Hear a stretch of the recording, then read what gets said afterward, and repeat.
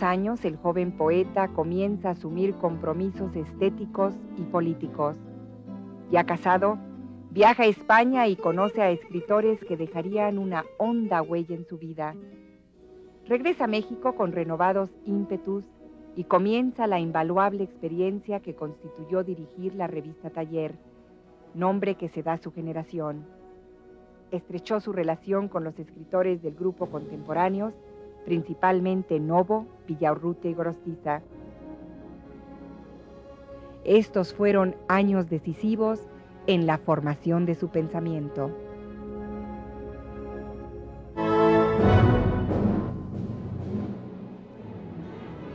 Su viaje a España fue el más importante que hizo en esa primera etapa de su vida.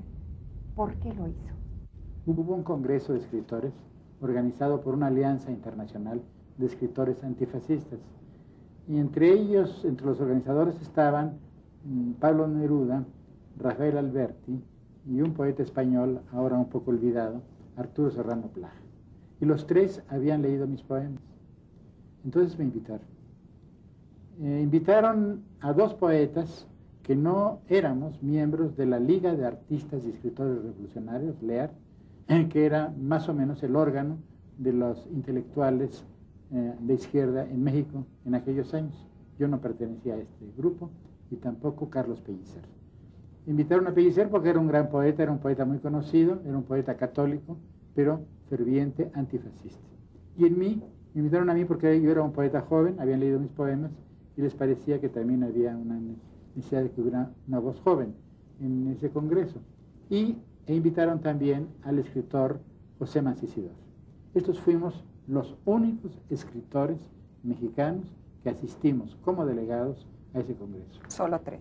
Esto es importante aclararlo porque ha habido una serie de confusiones. La mayor parte de las personas que han escrito sobre este tema, son muchas en México, hablan de la asistencia al Congreso de Escritores Intelectuales Antifascistas en Madrid, Barcelona y Valencia, y después en París.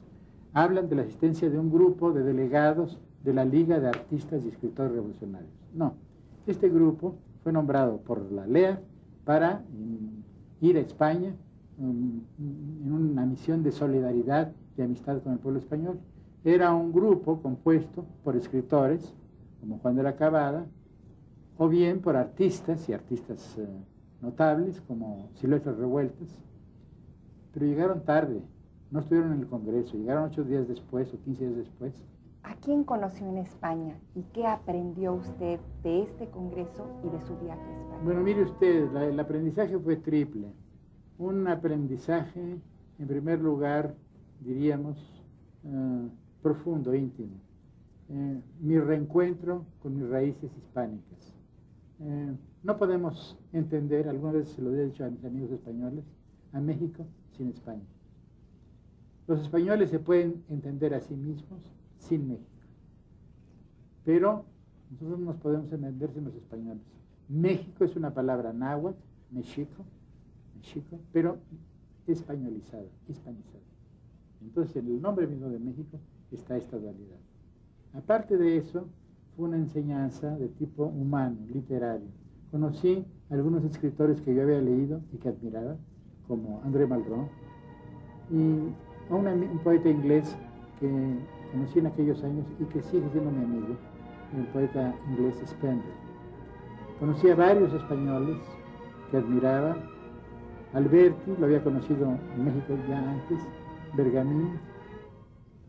Y claro, tuve la dicha, la fortuna de conocer, lo visité en su casa y es una cosa que tengo remordimientos, quisiera algún día escribir sobre este encuentro.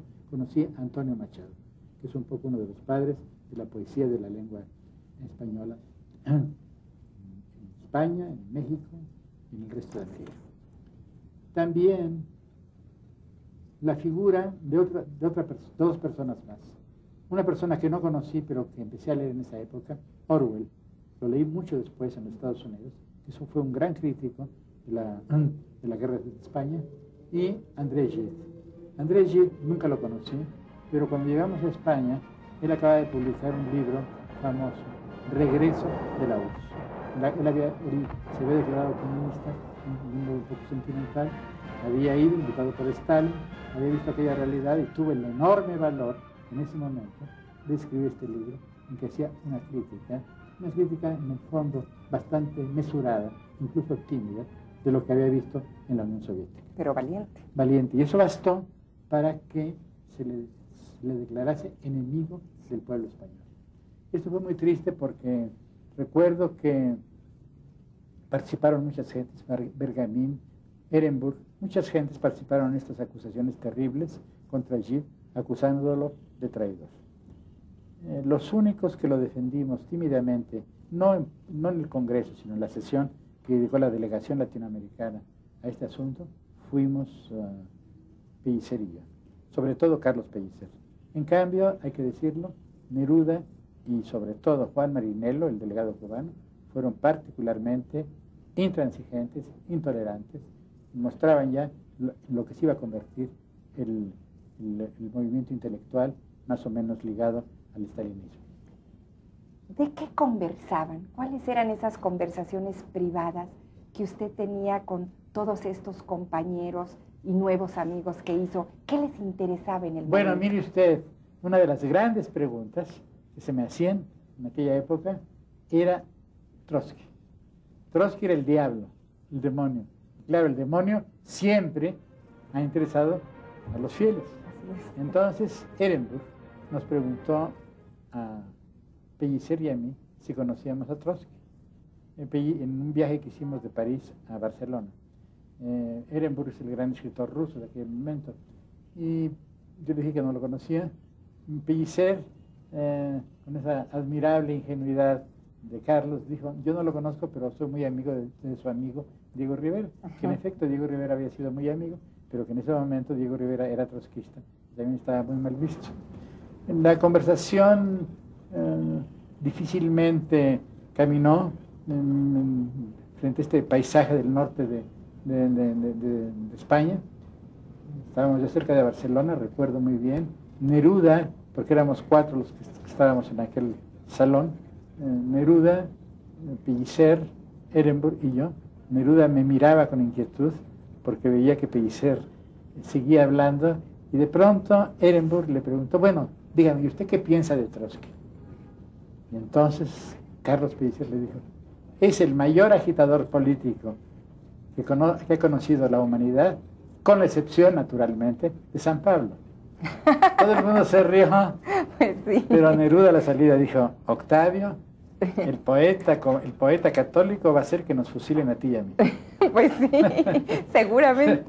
Bueno, ¿con qué actitud mental regresó usted a México?